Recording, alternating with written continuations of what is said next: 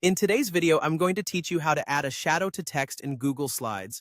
This process is simple and can add a nice touch to your presentation, making your text stand out with a bit of depth and dimension.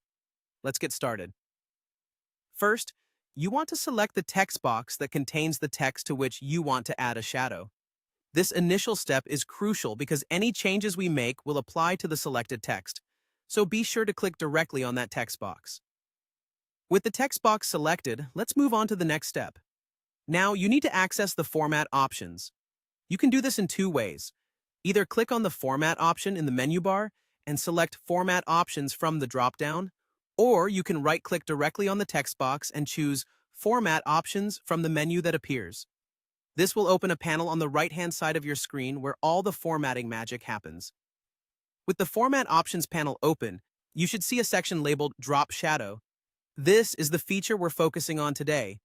You'll need to check the box next to Drop Shadow to enable it. You'll notice an immediate change as a default shadow is applied to your text, but we're not done yet. Next, let's dive into customizing the shadow to suit your needs. Starting with color, you'll want to choose a shade that enhances your text. Typically, a darker shade of your text color works well, although you might opt for a contrasting color if you want a bold, dramatic effect. Next, adjust the transparency of the shadow. This isn't about making it disappear, but rather controlling how visibly the shadow stands out. A lower transparency makes your shadow more solid and defined, while higher transparency gives it a softer, subtler look. Now let's talk about the angle. This option lets you set the direction from which the light appears to be casting the shadow. It's like imagining the light source moving around your text and choosing the best perspective that complements your design. Following the angle, adjust the distance. This determines how far the shadow is cast from the text itself, giving you control over the depth of the effect. You can experiment with this to see what looks best for your slide. Lastly, we have the blur radius, which allows you to decide how sharp or soft the shadow edges appear.